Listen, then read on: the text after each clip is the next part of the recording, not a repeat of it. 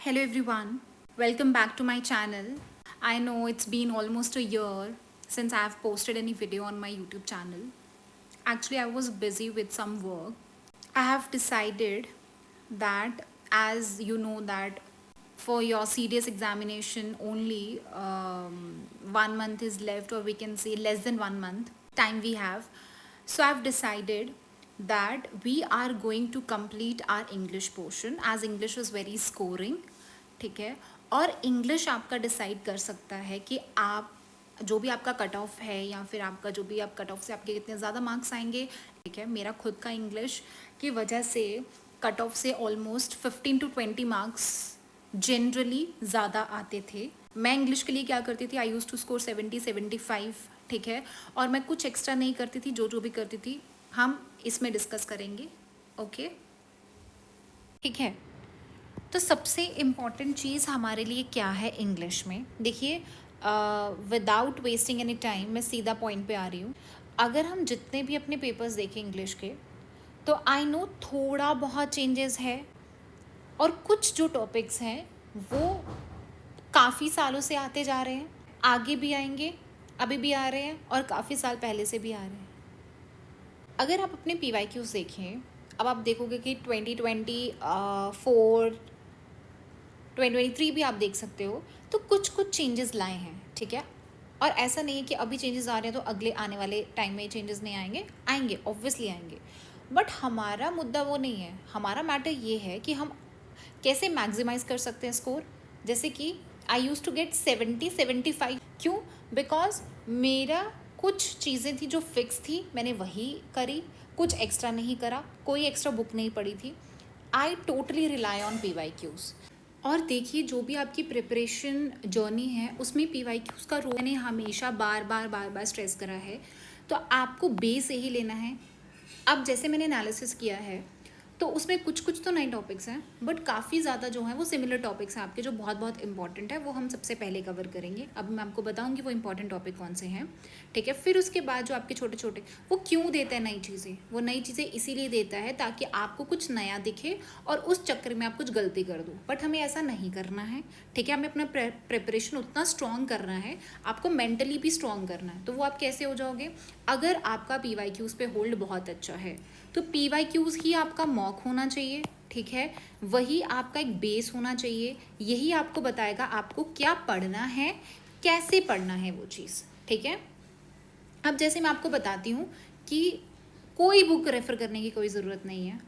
जिस दिन आपके PYQs अच्छे से आपको आ जाएंगे, एक एक आपका उसका जो वर्ड मीनिंग अच्छे से आ जाएगा, देन अगर आपको जाके कोई बुक पढ़नी है तो प्लीज़ पढ़ लीजिए. अब जैसे मैं ऐसे लिख रही थी वहाँ पे कि कौन कौन से हैं जो अभी रिसेंटली आए हैं, जैसे अभी आप इनको रहने दो, बट आपका जो मीनिंग्स वाला है वो तो आता ही रहता है. ठीक है, कभी वो आपको फिल इन द ब्लैंक्स में दे देगा, कभी आपको वो मैचअप में दे देगा, कभी आपको वो डायरेक्ट सेंटेंस में डाल के पूछ लेगा. ठीक है, तो बस वो यही सब चीज़ें चेंज कर रहा है. ओके, मीनिंग्स आ गया. इंपॉर्टेंट क्या है आपका, जैसे S1 S6 हो गया, idioms and phrases, opposite meaning, parts of speech है. पार्ट्स ऑफ स्पीच को भी कभी वो डायरेक्ट पूछ रहा है, ठीक है, कभी वो आपको मैच में पूछ रहा है, तो this is very very important. Preposition पूछ रहा है, सिमिलर साउंडिंग वर्ड्स आजकल बहुत ज़्यादा पूछ रहा है, तो वो करेंगे हम. S1 S2 का को रिलेशन है, वो भी 3-4 साल से वो बार बार पूछ रहा है, तो वो भी हम देखेंगे. फिर वही मैच मैंने आपको बता दें, स्पॉटिंग एरर. तो ये सब जो आपके टॉपिक्स हैं ये बहुत बहुत इंपॉर्टेंट हैं, जो सबसे पहले हम इनको कंप्लीट करेंगे अपनी आने वाली वीडियोज़ में. ठीक है, हर एक टॉपिक को अप्रोच करने का तरीका अलग होता है. मेरा क्या तरीका होता था जिससे आप टाइम को सेव कर सकते हैं, मैं वो भी आपको बताऊंगी. इसीलिए आज के हम वीडियो में क्या करेंगे ना, एक टॉपिक हम सॉल्व करेंगे, दैट इज़ S1 और S6 हम सॉल्व करेंगे कि हम कैसे सॉल्व कर सकते हैं. ठीक है, क्योंकि ये बहुत टाइम कंज्यूमिंग होता है, और अगर आप, और ये स्कोरिंग भी होता है, इसमें आप क्या कर सकते हो, 100% एक्यूरेसी के साथ आप ये चीज़ कर सकते हो. ओके, चलिए, एंड मार्क माई वर्ड्स, अगर आप PYQs अच्छे से करके जाते हैं तो आपको कोई भी प्रॉब्लम नहीं होगा. अच्छे से इन द सेंस मैं आपको बताऊंगी, मैंने पहले भी आपको बताया कैसे कैसे सॉल्व करना है. अगर आप इतना भी अच्छे से कर लेते हो, मैं आपको बहुत ही कॉन्फिडेंस से बोल रही हूँ, आपका इंग्लिश बहुत बढ़िया जाने वाला है. बिकॉज इंग्लिश एक डिसाइडिंग फैक्टर है, स्पेशली फॉर गर्ल्स. अगर आप इंग्लिश अच्छे से कर लेते हो तो आपको मेरिट लिस्ट में आने के चांसेस बहुत बहुत बढ़ जाते हैं. तो इसीलिए मैं कोई एक्सपीरियंस से आपको ये चीज़ बता रही हूँ. अब ये चीज़ मैं आपको इस वीडियो में ना हम एक टॉपिक लेंगे, मतलब इसमें जैसे फॉर एग्जांपल S1 S6 है, अब वो बहुत इंपॉर्टेंट है। क्यों? एक तो वो इजी है, दूसरा वो स्कोरिंग है, आप उसमें गलत करना अफोर्ड नहीं कर सकते अगर आपको 70+ जाना है तो, ठीक है। और अगर कभी कोई डिफ़िकल्ट आ भी गया पेपर, तो अगर आप 65 भी ला रहे हो तो भी ठीक है, क्योंकि उस टाइम पे कट ऑफ भी आपका नीचे जाएगा। बाकी जीएस के लिए भी अगर आपको स्ट्रैटेजी चाहिए होगी तो मैं उसके लिए भी 1-2 वीडियोस ला दूंगी, बट मेजरली हमारा जो टाइम होगा वो इंग्लिश में जाएगा। तो आपको हर रोज़ इंग्लिश करना है, पिछले 10 साल के पेपर्स आपको करने ही करने हैं, ठीक है। मैंने आपको अलग अलग टॉपिक ऑलरेडी कराए भी हैं यूट्यूब पे, आप वो भी देख सकते हो, और मैं अभी आने वाले टाइम में भी कराऊंगी, ठीक है। सबसे पहले अगर आप देखोगे, सो वी हैव, जैसे कि हमारे पास ये है, चलिए ठीक है, हम S1 S6 लेते हैं। तो how I use to approach, ठीक है, आप भी ये चीज़ अप्लाई करके देखना, ओके। और ऐसा नहीं कि मैं आपको कोई चीज़ बता रही हूँ और आप अप्लाई नहीं कर रहे हो, उसका कोई भी मतलब नहीं रहेगा। मैं बता रही हूँ, आप सुन रहे हो, नहीं, आपको यही सेम चीज़ अप्लाई करके देखनी है, और आपको ये देखना है कि कहाँ पे ये चीज़ सही बैठती है और कहाँ पे नहीं बैठती है, ताकि आप अभी से इस पर प्रैक्टिस करोगे तो एग्ज़ाम हॉल में और अच्छे से आप उसको अप्लाई कर पाओगे। जैसे कि देखिए, मैं कभी भी ये चीज़ पढ़ती नहीं थी पहले। सबसे पहले मैं कहाँ पे आती थी, ये ऑप्शंस पे आती थी। सबसे पहले अगर आप ऑप्शंस में देखोगे, यहाँ पे क्यू है और 3 बार ऐसा आ रहा है, इसका मतलब ये आंसर के सही होने के चांसेस मेरे अकॉर्डिंगली कम होते थे, ठीक है। बट इसका मतलब ये नहीं कि आप पहले इसको क्रॉस कर दोगे, नहीं, चांसेस कम है, मतलब ये नहीं है कि हो ही नहीं सकता। तो हम पहले क्या करेंगे, ये चेक करेंगे, एस वाले चेक करेंगे। अब एस वाले 3 है, अब मैं क्या करूँ, तो मैं क्या करूँगी, जिसमें आगे एक और चीज़ है, that is same this is SQ and SQ, दोनों सेम है। तो मैं क्या करूँगी, पहले ये दो चेक करूँगी, फिर उसके बाद मैं इस पे आऊँगी, ठीक है। तो मैंने चेक करा, पहले S चेक करा कि S सही बैठ रहा है। उसने बोला जो वर्ड साइंस है वो ओरिजिनेट हुआ है Latin word scientia, meaning to know. अब आपको एक और चीज़ ध्यान में रखनी है, दैट इज़ इनके जो कीवर्ड्स होते हैं वो बहुत इंपॉर्टेंट होते हैं। कीवर्ड्स ही आपको कनेक्ट करते, these are the connecting word, आपको वो चीज़ भी ढूंढनी है। तो आपको जब भी S1 S6 करना है, आपको 2 चीज़ों का ध्यान रखना है। एक तो आपको कनेक्टिंग वर्ड्स पे थोड़ा सा स्ट्रेस देना है, दूसरा आपको किस पे करना है, आपको ऑप्शंस पे ध्यान देना है। चलिए ठीक है, अब उसने टू नो बोला, ठीक है। अब हम चलते हैं S पे। एस पे उसने बोला द संस्कृत वर्ड जो ये है एंड द अरेबिक वर्ड इल्म convey a similar meaning namely knowledge. यहाँ पे भी वो नो की बात कर रहा है, यहाँ पे भी वो नॉलेज की बात कर रहा है। तो क्या ये कनेक्टिंग वर्ड है? जी हाँ, मुझे लग रहा है, तो एस हो सकता है, प्रोबेबिलिटी है। Now let's move to Q. अब उसने क्या बोला है, that science in a broad sense is as old as the human species. अब वो बात तो साइंस की कर रहा है ना, तो क्या ये साइंस हो सकता है यहाँ पे? जी हाँ, हो सकता है। चलो ठीक है। उसने बोला that early civilisation of Egypt, India, China other vital contribution रहा है इट्स प्रोग्रेस। अब ये इट्स प्रोग्रेस किसकी होगी? ऑब्वियसली साइंस की प्रोग्रेस होगी। तो क्या आर आ सकता है? जी हाँ, आ सकता है, बट स्टिल हम पी देखेंगे। हमने देखा कि पी यहाँ पे आ रहा है, बट क्यू यहाँ पे नहीं आ रहा है। क्यों? मैं बताती हूँ। क्योंकि हम डायरेक्ट इसके बाद फ्रॉम द 16th सेंचुरी नहीं बोल सकते। तो यहाँ पे हमें थोड़ा सा क्या लग रहा है कि एस क्यू नहीं बन रहा है। अब हम क्या करेंगे, एक और चीज़ बताती हूँ मैं। जैसे एस तो कंफर्म है हमारा कि एस होगा। क्यों? क्योंकि यहाँ पे नो था, यहाँ पे नॉलेज है। बढ़िया। अब इन 3 में से था, ये गलत हो गया अभी के लिए। अब देखते हैं साइंस इन, क्योंकि हम साइंस की ही बात कर रहे हैं तो साइंस ही आना चाहिए। अगर आपको फिर भी नहीं पता चल रहा, आप क्या करो, यहाँ पे देखो, कनेक्टिंग वर्ड मैं आपको बता रही हूँ। उसने बोला फ्रॉम, पहले तो ऑब्वियसली अर्ली सिविलाइजेशन आएगा ना, फिर ही जाके आप 16th सेंचुरी या कोई और बात कर पाओगे। दूसरी चीज़ है यहाँ पे देखो, उसने बोला from the 16th century onwards great stride was also made in science in Europe. Then उसके बाद आता है by the middle of the 20th century, मतलब ये सेंचुरी भी इसको कनेक्ट कर रहा है। तो लास्ट में आपका क्या आना चाहिए? क्यू आना चाहिए। सो आंसर आपका क्या आ जाएगा? बी आ जाएगा। समझ आ गया? सो इसका आंसर क्या हो जाएगा आपके पास? बी आ जाएगा। तो हमने क्यू चेक करा, क्यू नहीं आ रहा, डायरेक्ट आप इसके बाद क्यू नहीं लिख सकते, क्योंकि साइंस की बात कर रहा है, पहले आप साइंस तो बताओगे ना, ठीक है। सो ये आ जाए। सो इसमें आंसर इज SPRQ, ऐसे चेक करना है, ठीक है। चलो नेक्स्ट वाला आपके पास आता है, जैसे ये वाला क्वेश्चन देखिए। अब इसमें मैं चलती हूँ ऑप्शंस पे। तो देखा, 2 चीज़ें मैंने बोला, कनेक्टिंग वर्ड्स और ऑप्शन देख रहे हैं। अब देखो इसमें आपने क्या देखा, या तो क्यू होगा या तो एस होगा। तो पहले हम यही देख लेते कि क्या क्यू है या एस है। उसने बोला Britain was the first country थी टू एक्सपीरियंस मॉडर्न इंडस्ट्रियलाइजेशन, ठीक है। अब वो बोलता है it had been politically stable था, और एस में बोल रहा है as a consequence a large section of the people. इसका तो कॉन्सिक्वेंस कुछ बन ही नहीं रहा। दूसरा उसने बोला it had been politically stable, it had been कुछ ना कुछ पॉलिटिकली, क्या ब्रिटेन के बारे में बात करा, हो सकता है। अब कनेक्टिंग वर्ड देखो, stable, stability. Stability meant that the kingdom had, क्योंकि उसने यहाँ पे स्टेबल की बात करी तो उसने बोला स्टेबिलिटी का मतलब क्या है, इसका मतलब क्यू और पी जो है वो साथ में होने चाहिए, क्यू और पी हमारे साथ में होंगे। तो क्यू और पी एक तो यहाँ पे बिल्कुल साथ में आ रहा है, एक यहाँ पे आ रहा है, एक यहाँ पे आ रहा है, चलो ठीक है। बट एस नहीं आ सकता, क्यों नहीं आ सकता, क्योंकि उसने एज अ कॉन्सिक्वेंस बोला है, तो ये तो नहीं आएगा, इन दोनों में से आंसर है। सो या तो आपका ए होगा या तो आपका बी होगा, ठीक है। अब क्यू के बाद पी आ गया, अब देखते क्या एस पहले आ रहेगा। अब देखते हैं उसने क्या बोला, by the end of the 17th century money was use widely. आपने मनी को यूज़ किया as a medium of exchange, as a consequence of this. अब इसके कॉन्सिक्वेंस में क्या हुआ, लोगों ने इनकम रिसीव करना स्टार्ट कर दिया, सैलरीज आना स्टार्ट कर गई, देन गुड्स। ऑब्वियसली मनी आई है तो उसकी वजह से जो पहले बाटर सिस्टम होता था, बाटर सिस्टम नहीं, अब सैलरी आना स्टार्ट हो गया। तो आर के बाद एस बन रहा है, जी हाँ बन रहा है। So Q P R S is the answer, ठीक है। और ये देखो इसी वजह से उसने क्या बोला, this gave people a wider choice of ways to spend their earnings and expanded the market of the sales of the goods. क्या हो रहा है इसके साथ कनेक्ट, जी हाँ हो रहा है, ठीक है, डन। अब चलिए नेक्स्ट वाला, उसने बोला विलियम वन जो था had the land mapped and distributed it in sections to 180 Norman nobles who had migrated with him to Britain. हम फिर से चलेंगे, ये देखेंगे, या तो पी है या तो एस है, चलो ठीक है। पहले हम देखते हैं पी। उसने बोला they could not however use their knights for private. क्या उसने नाइट्स की यहाँ पे कोई बात करी है, नहीं करी है। एस में देखो उसने बोला दीज नोबल लॉर्ड्स।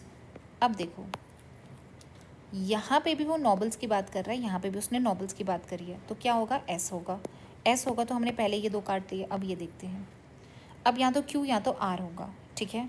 अब मैं आर पहले चेक करूँगी, मैं क्यों आर पहले चेक करूँगी, दोनों में यहाँ पे आर है तो मैं पहले आर चेक करूँगी, ठीक है। उसने बोला है they were oblige to supply a certain number of knights to the king.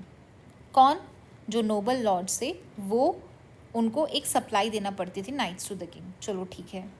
फिर उसके बाद वो क्या बोल रहा है, दे सून बिगेन। अब आप पहले दे सून नहीं कर सकते, पहले उसने बोला देवर ऑब्लाइज किए जाते थे, फिर उसके बाद they were soon began to gift some of their own land to knights who would serve them just as they in turn serve the king. जैसे वो किंग को सर्व करते वैसे वो उनको करोगे। बट उसके बाद आपका क्या आ जाएगा, that is but they could not however use their knights, तो वो अपने नाइट्स को ऐसे यूज़ नहीं कर सकते, समझे, ठीक है। तो हमारे पास क्या आ जाएगा, आंसर क्या आ जाएगा आपके पास, S R Q P is the answer. समझे कैसे आना आंसर पे, ये आपका टाइम भी बचाता है, और अगर आपको गैस लेना है तो आप ऐसे गैस ले सकते हो। नेक्स्ट आपके पास आता है, उसने बोला एक इकोनॉमिक सिस्टम है, सेंस है, तो feudalism refer to a kind of system of agriculture production. चलो ठीक है, मैं आती हूँ पहले इन पे, या तो क्यू या तो एस, ठीक है। क्यू बोल रहा है that it is based on the relationship between lords and peasants. तो फ्यूडलिज्म की बात कर रहा है, फ्यूडलिज्म का मतलब यही होता है, सिस्टम है, और वो किसके बारे में बात करता है, relationship between lords and peasants. सही है, सही लग रहा है, ठीक है। बट हम एस भी देख लेते हैं। उसने बोला the peasants also performed other labour. देखिए जब भी कोई सेंटेंस देता है पहले वो उनको डिफाइन करता है, जैसे कि उसने इसमें डिफाइन करा हुआ है कि ये रिलेशनशिप होता है किस किस के बीच में, लॉर्ड्स एंड पीजेंट्स। पहले वो बताएगा ना कि लॉर्ड्स एंड पीजेंट्स होते हैं, फिर ही उनके काम के बारे में बताएगा। सो आपके पास क्या आ जाएगा, एस तो नहीं आएगा बट क्यू आ जाएगा। अब देखिए या तो पी या तो एस। अब इसके बाद क्या आएगा, अब आप देखना कनेक्टिंग वर्ड देखना अच्छे से। उसने क्या बोला, who worked on the formers land.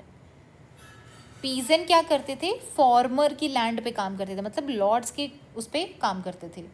अब इसी का कनेक्टिंग वर्ड देखो, लेटर। इनफैक्ट जो लेटर है, उसने बोला कि जो पीजेंट्स है, ठीक है, वो लॉर्ड्स के उसमें काम करते थे, और उसी के बाद उसने बोला कि इनफैक्ट वो क्या करते थे, अपनी भी कल्टीवेट करते थे लैंड और दूसरे की भी करते थे, मतलब लॉर्ड की भी करते थे। तो लैटर है यहाँ पे फॉर्मर आई, तो ये भी कनेक्ट कर रहा है आपको। तो हम क्यू के बाद पी लेंगे। सो ये आंसर आ गया आपका, क्यू पी एस आर। ठीक है। अब आता है जापानीज़ वाला, क्या है ये, उसने बोला जो जापानीज़ एम्पायर है उसको रिच बोला जाता था। क्यों बोला जाता था, या तो क्यों या तो ऐसे। Over the time silk from the Nishijin came to be known as the best in the world, ये तो कुछ बना ही नहीं। दिस वॉज बिकॉज, रिच बोला जाता था, दिस वॉज बिकॉज क्योंकि वो लग्जरी गुड्स को इम्पोर्ट करते थे from silk from China and textile from India. ठीक है, तो ये तो हो गया, एस होगा, ये गलत हो जाएगा। अब पी है या क्यू है, मैं पहले पी को चेक करूँगी क्योंकि दूसरे नंबर पे पी आ रहा है, दो में पी आ रहा है ना दूसरे नंबर पे, इसलिए मैं इसको चेक करूँगी। पी क्या बोल रहा है, देखो इम्पोर्टेड है, इम्पोर्टेड की बात करिए। अब इसी को कनेक्ट कर रहा है आपका पी। देखो उसने बोला however paying for these imports, यहाँ पे भी इम्पोर्ट्स यहाँ पे भी imported, with gold and silver strain the economy and led to the Tokugawa to put restrictions on the export, तो एक्सपोर्ट पे रिस्ट्रिक्शन लगा दी, तो पी आ जाएगा, पी आ जाएगा। आर पे चलो, they also took step to develop the silk, तो उन्होंने सिल्क को डेवलप करने के लिए क्या किए, क्या करे, सिल्क को डेवलप करने के लिए उन्होंने कुछ स्टेप्स लिए, निशिजिन, और यहाँ पे भी निशिजिन, इसको ये कनेक्ट कर देगा। सो आर के बाद क्यू, सो आंसर है सी। ठीक है, नेक्स्ट आपके पास आता है a seasoned cricketer catches a cricket ball coming in. एक जो सीजन क्रिकेटर है वो बॉल को ऐसे कैच करता है, ग्रेट स्पीड से आ रही है, उसने थोड़ा ईजिली कर दिया देन नोविस। अब नोविस को हर्ट कर गया एक्ट। ठीक है, आपको पता ही, आप फिजिक्स भी पढ़ोगे कि हर्ट कैसे करता है कैसे नहीं करता है, पर हम इस पे चलते हैं पहले। अब इसमें या तो आर है या तो क्यू है। अब आर में वो क्या बोल रहा है कि consequently he needs to provide a much greater force to stop the ball instantly and this hurts, ये तो कुछ बना नहीं। अगर हम क्यू पे चलते हैं, क्यू पे वो बोलता है कि जो पहले हम सीजन क्रिकेटर की बात करेंगे ना, उसने बोला वन रीज़न इज़ दैट, ऐसा क्यों हो सकता है, क्योंकि जो सीजनड क्रिकेटर है allows a longer time for his hands to stop the ball, उसने बॉल को स्टॉप करने के लिए थोड़ा ज़्यादा टाइम लिया होगा, इस वजह से उसको हर्ट नहीं करा, तो ये हो गया वन रीज़न। ठीक है, अब उसी को कनेक्ट कौन कर रहा है, अब उसने बोला एक ही यहाँ पे है और एक ही यहाँ पे है, तो ये दोनों किसी ना किसी के लिए यूज़ हुए होंगे। अब सीजन वाले को हर्ट नहीं हुआ था क्योंकि उसने लंबा टाइम लिया, अब इसी वजह से उसने बोला he does this by drawing his hand backward, उसने पीछे लिया हाथ को in the act of catching the ball, तो ये इसके साथ आ रहा है ना, ये ही यूज़ करा गया सीजन के साथ। सो क्यू एंड एस साथ में आएगा, क्यू एंड एस तो साथ में यही है। फिर उसके बाद आया on the other hand, the novice on the other hand, मतलब ऑन द अदर हैंड है तो बाद में ही आएगा ना वो, तो ये चीज़ आ गई आपकी। ठीक है, ईजी था ये। चलिए नेक्स्ट हम फिर से चलते हैं, फिर से आपका या तो क्यू या तो एस है, चलो ठीक है। People fall down from the staircases in different ways in different countries. ठीक है, डिफरेंट डिफरेंट कंट्रीज में लोग डिफरेंट डिफरेंट तरीके से गिरते हैं। अच्छा, अब उसने बोला है डायरेक्ट आ जाओ एस पे, फॉर इंस्टेंस, फॉर एग्जाम्पल, या तो क्यू पे देखो, this is not because the Japanese are more reckless staircase users but simply, यहाँ पे पहले ही अमेरिकन की बात कर ली गई है। अगर यहाँ पे देखोगे उसने बोला है एग्जाम्पल दे कि कैसे गिरते हैं, जापान में हर्ट हो जाते हैं स्टेयर केस से, डिपार्टमेंट वगैरह से, then is anyone in the US. ठीक है, तो एस आपका आ गया, क्यू क्यू आपका कट हो गया। अब देखते हैं पी आएगा कि क्यू। अब इसमें सबसे पहले मैं क्या करूँगी, सी ओ डी में चेक करूँगी, क्योंकि सी ओ डी में ही दोनों में एस क्यू है। ठीक है, इसीलिए सबसे पहले हम क्या देखेंगे, क्यू देखेंगे, तो क्यू क्या कर रहा है, यही चीज़ कनेक्ट कर रही है यहाँ पे कि दिस इज़ नॉट बिकॉज, देखो ये कनेक्टिंग वर्ड है, दिस इज़ नॉट बिकॉज कि जापानीज़ जो होते हैं वो बहुत ही रेकलेस स्टेयर केस यूजर्स हैं, बट जो अमेरिकन होते हैं वो पब्लिक प्लेसेस में ज़्यादा स्टेयर्स यूज़ करते ही नहीं है, इसीलिए वो गिरते ही नहीं है। अब ये देखना यहाँ पे, दे रिलाई, कौन, Americans, instead on the ease and safety of lifts वगैरह लगी होती है वहाँ पे, which are ubiquitous in such places, staircase injuries इसीलिए मोस्टली होम में होती है। और एक और आपको कनेक्टिंग बताती हूँ, आर लास्ट में क्यों आएगा, क्योंकि यहाँ पे अगर आप देखोगे ये अमेरिकन की बात कर रहा है कि जो अमेरिकन होते हैं वो मोस्टली इंजर होते हैं होम में, यहाँ पे दिस इज़ बिकॉज जो अमेरिकन जो होते हैं होम इज़ यूजुअली, सो यहाँ भी होम यहाँ पे होम, ये क्या कर रहा है, इसको कनेक्ट कर रहा है। सो लास्ट में आपका क्या आ जाएगा, आर आ जाएगा। ठीक है, सो आंसर क्या आ जाएगा आपके पास, एस क्यू पी आर, ये आ जाएगा। अच्छा, अच्छा, अब lantana plant is not native to India, चलो ठीक है। अब इसमें क्या है, या तो क्यू आर एस तीनों हो सकते हैं, बट आर 2 बार आ रहा है, इसलिए पहले मैं आर चेक करूँगी, ठीक है। तो आर में क्या बोल रहा है कि लंताना नेटिव नहीं था, तो it was introduce in the country में इंट्रोड्यूस किया गया था as an ornamental plant by the British in the 1800, तो ये तो सही है, ठीक है। उसके बाद आता है पी क्या या क्यू होगा, तो मैं पहले क्यू चेक करूँगी, क्यू चेक करूँगी क्योंकि इन दोनों में आपको सेकेंड नंबर पे क्यू दिख रहा है, तो मैं पहले क्यू। उसने बोला रिसर्च ऑल्सो शोज़, अब पहले ही ऑल्सो आ गया, इससे पहले शायद कोई रिसर्च हुआ होगा, फिर रिसर्च ऑल्सो आ सकता है ना, तो हम रिसर्च वाला कुछ ढूंढेंगे। तो यहाँ पे देखो रिसर्चर वाला, उसने बोला 2020 में एस्टिमेट था कि जो रिसर्चर्स, उसने ये बताया था कि जो प्लांट है वो ऑक्यूपाई करता है 40% of forest including tiger reserves. 40% tiger reserve में आपको लंताना ही मिलेगा, ठीक है। तो उसके बाद फिर आप बताओगे कि रिसर्च ऑल्सो शोज़, उसने एक और चीज़ दिखाई, इसका मतलब एस और क्यू साथ में आएंगे, ठीक है। तो एस और क्यू आपके साथ में कहाँ पे आ रहे हैं, यहाँ पे आ रहे हैं, आर वाले में तो यहाँ पे ही आ रहे हैं। तो आर के बाद आपका पी आ जाएगा। देखो जब वो उसको इंट्रोड्यूस कराया था, सिंस देन वो 6 लाख स्क्वायर किलोमीटर तक हो गया है, कवरिंग 50% ऑफ द कंट्री के नेचुरल एरिया, और 2020 में एस्टिमेट हुआ था कि रिसर्चर एंड रिसर्चर ये हो जाएगा, ठीक है, ठीक है। सो ये आंसर क्या आ जाएगा आपके पास, R P S Q, done. अब वो बोलता है that biodiversity is crucial for sustenance of life, again come to options Q S P Q, तो दोनों में यहाँ क्यू है, तो पहले मैं यही चेक कर लेती हूँ। उसने बोला बायोडाइवर्सिटी क्रूशल है सस्टेनेंस, ठीक है।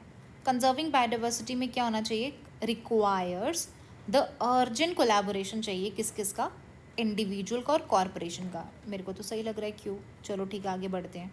अब क्या पी जा रहा है इसके साथ, यहाँ पे देख रहे हो आपने, इन्होंने कॉरपोरेशन वर्ड यूज़ करा है, तो क्या यहाँ पे कॉरपोरेशन की बात चल रही है, जी हाँ, तो कनेक्टिंग वर्ड आ गया।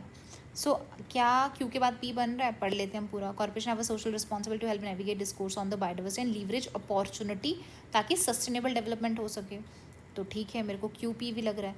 अब पहले एस की आर, अगर आप आर देखोगे उसने क्या बोला है, फर्दर से पहले कुछ ना कुछ हुआ होगा, और यहाँ पे उसने किसके बारे में बात करा है, कॉरपोरेशन, तो corporations are related to what, industries. So उसने बोला है रीडिज़ाइन करेंगे, मैन्युफैक्चर करेंगे, प्रोसेस अडॉप्टिंग न्यू टेक्नोलॉजी, और शिफ्ट करेंगे हम पेपरलेस इन्वायरमेंट पे। ये कुछ वेज हैं जिससे हम ये development, are ways to achieve such development. यहाँ पे हमने बात करी सस्टेनेबल डेवलपमेंट, तो यहाँ पे सच डेवलपमेंट से मतलब क्या है, सस्टेनेबल डेवलपमेंट, इसका मतलब पी के जस्ट बाद एस आना चाहिए। सो आंसर आपका क्या आ जाएगा, क्यू पी एस आर। फिर उसके बाद आप कर सकते हो कि फर्दर जो कस्टमर की डिमांड है ग्रीनर प्रोडक्ट के लिए, वो भी एक कैटलिस्ट हो सकती है सस्टेनेबिलिटी के लिए। और एक और चीज़ आपकी कनेक्टिंग वर्ड बताती हूँ, अगर आपको फिर से श्योरिटी करनी है, यहाँ पे आपके कस्टमर्स के प्रोडक्ट्स के बारे में बात की, यहाँ पे भी देखिए ये जो प्रोडक्ट्स हैं कस्टमर के, वो आगे इन्वायरमेंट को भी इम्पैक्ट करेंगे, तो ये इसको कनेक्ट कर रहा है, ठीक है। चलिए, so the last one is among the momentous watersheds through which human beings have passed since their appearance over this, none has been more profound in its consequence than the shift to agriculture, ठीक है। अब उसने बोला है कि इतने साल हो गए आपके, जितना आपने जो मतलब जब आपने एग्रीकल्चर में शिफ्ट किया, उतना कॉन्सिक्वेंसेस कभी भी पहले नहीं हुआ था, ये उसने बोल रहा है। अब देखिए, अगर आप कभी कभी क्या होता है, अब जैसे ये है आपका है R P R S, okay, मैं पहले आर वाला चेक करूँगी क्या आर फिट हो रहा है। आर वो बोल रहा है however with the invention of practices of agriculture these new farmers herders begin manipulating their surrounding to an, okay, invention of practices, तो क्या यहाँ पे प्रैक्टिसेस की बात करी है, प्रैक्टिसेस यहाँ तो नहीं है। चलिए हम एक काम करते हैं, क्या हम लास्ट वाला देखें एक बार कि लास्ट वाला क्या हो सकता है। लास्ट में या तो एस है या तो पी है, पहले हम वो चेक कर लेते हैं, ठीक है। एस को अगर हम देखें, before that for countless generation nearly all human beings are lived as a hunter gathers होते थे पहले, एंड ड्वेलिंग टुगेदर, और वो एक साथ रहते थे स्टेबल रहते थे, हार्मनी में रहते थे, ठीक है। और लास्ट बोल रहा है अनफॉर्चुनेटली सच ट्रांसफॉर्मेशन डिसरप्टेड डेलिकेट। इसका मतलब इससे पहले कोई ऐसी लाइन होगी जो डिसरप्शन की बात करती है, ट्रांसफॉर्मेशन की। देखो ट्रांसफॉर्मिंग लैंडस्केप आ गया, कनेक्ट करा उसने, कनेक्टिंग वर्ड है, इसको इससे कनेक्ट कर रहा है। इसका मतलब लास्ट तो पी आने वाला है। अगर लास्ट आपका पी है तो मतलब ये गलत, ये गलत, इन दोनों में से कोई एक होने वाला है, ठीक है। अब आप चेक करो। However, with the invention of practices of agriculture, अभी ये बात नहीं आएगा। उसने क्या बोला है, however है, इसका मतलब इससे पहले कुछ और हुआ होगा। उसने बोला है, अगर हम एस वाला देखें, उसने बोला है कि इससे पहले, एग्रीकल्चर आने से पहले काउंटलेस जो जनरेशन थी वो क्या करती थी, हंटर गैदरिंग वगैरह करती थी। उन्हीं के बारे में बात करा। They lived much like in the way in which the hominid predecessors had lived for millions and integral component. ये देखो, ये भी पॉजिटिव है, ये भी पॉजिटिव है, तो ये दोनों आपके साथ साथ में जाएंगी। फिर उसके बाद जब आपने पॉजिटिव से नेगेटिव में शिफ्ट होते हो तो आप वर्ड यूज़ करते हैं हाउएवर, कि पहले तो ऐसे रहते थे बट हाउएवर। तो पहले आपका जो है एस और क्यू साथ में आएगा, तो एस और क्यू साथ में आ गया। देन उसके बाद आपके पास क्या आ जाएगा, आर आ जाएगा, और देन पी तो मैंने आपको बता दिया कि आपका कैसे आ जाएगा, ठीक है। सो आपको ऐसे ही ये चीज़ सॉल्व करनी है। ऐसे हम क्या करेंगे, बाकी के टॉपिक्स भी लेंगे। अगर कुछ नया आता भी है तो वो कुछ ना कुछ आपको हिंट देगा ही देगा, ठीक है। जैसे अगर आप यहाँ पे भी देख लो, ये मैं आपको बता देती हूँ। जैसे आप ये वाले देखो, अब जैसे उसने यही वर्ड दिया, उबिक्यूटस बोलो, कुछ भी बोलो। अब अगर आपको उसका मतलब नहीं पता, हम ऑप्शन देख लेते हैं। उसने बोला something with limited presence, limited presence, skewed presence, wide presence, selective. आपको एक चीज़ दिख रही है, लिमिटेड मतलब कुछ चीज़ कम, स्क्यूड कम, वाइड ज़्यादा, एंड सेलेक्टिव भी कम ही होता है। ऑड वन कौन सा इसमें से, वाइड है, तो आंसर आप वाइड लगा सकते हो। जैसे ये मैं अपना अप्रोच बता रही हूँ, मैं कैसे करती हूँ।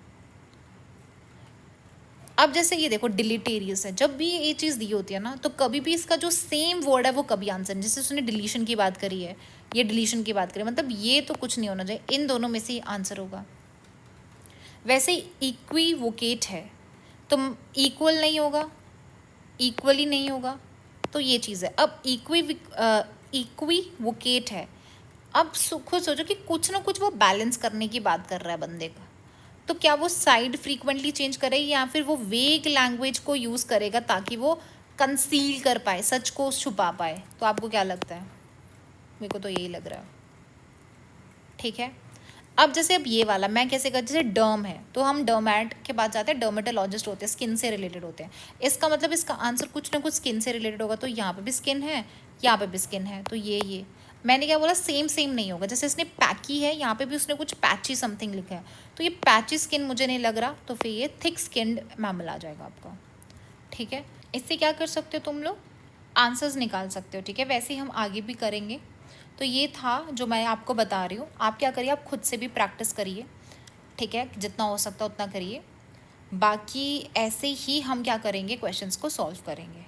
Okay, so this is it for today. I hope आपको कुछ सीखने को मिला होगा, ठीक है। और कौन कौन सी चीज़ों में आपको प्रॉब्लम है, डू लेट मी नो, ठीक है। So thank you so much.